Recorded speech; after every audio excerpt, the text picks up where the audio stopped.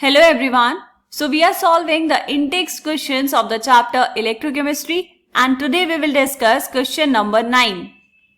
So the question is, the molar conductivity of 0.025 mole per liter methanoic acid is 46.1 Simon centimeter square mole inverse.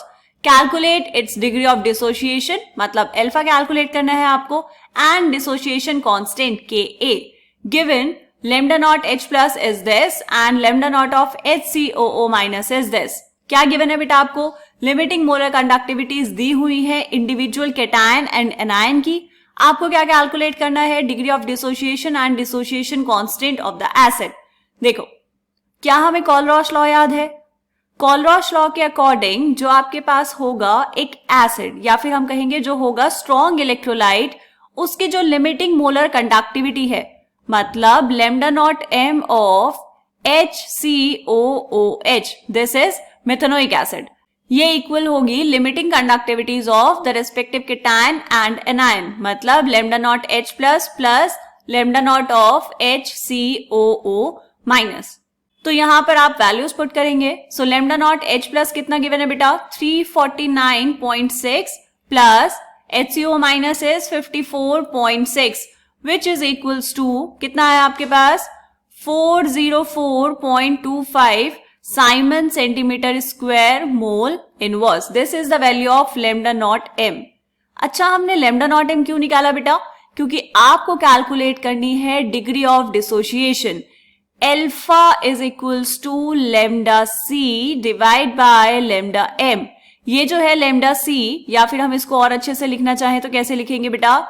Molar conductivity lambda m at any concentration C divide by limiting molar conductivity, मतलब molar conductivity eight infinite dilution.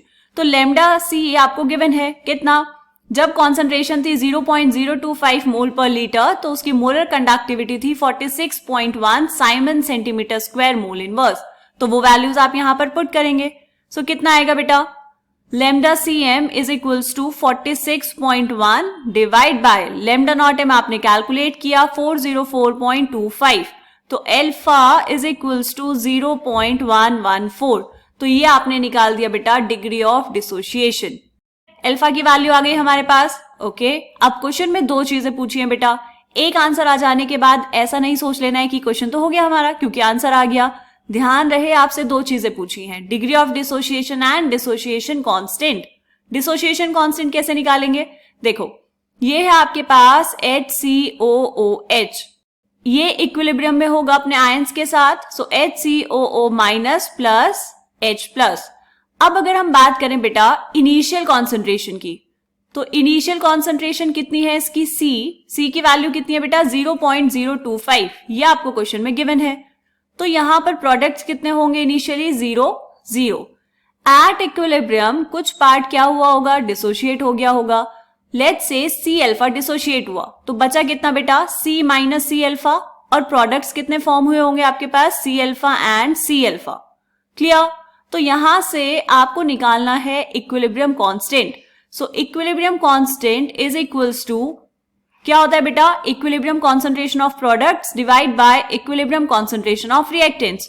तो equilibrium concentration of product मतलब C alpha into C alpha. This is the concentration of HCO minus ions and this is the concentration of H plus ions divide by equilibrium concentration of reactant which is HCOH, उसकी concentration.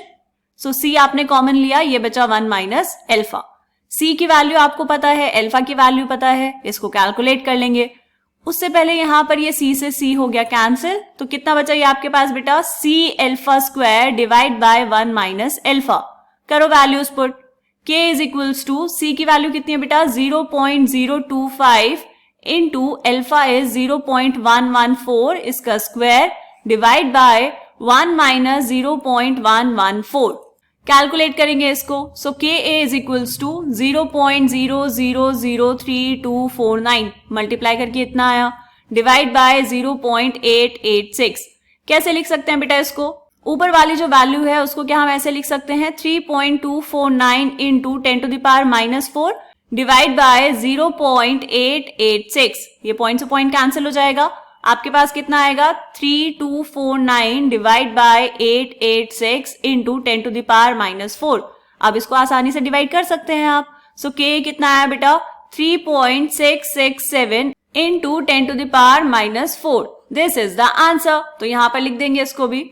Equilibrium constant is equals to 3.667 into 10 to the power -4 और इसको कर देंगे box के अंदर बंद। ये आ गया आपके पास इस क्वेश्चन का दूसरा आंसर। ठीक है, तो दो चीजें पूछी थी, दोनों आपने कैलकुलेट कर दी, क्वेश्चन कंप्लीट हो गया हमारा।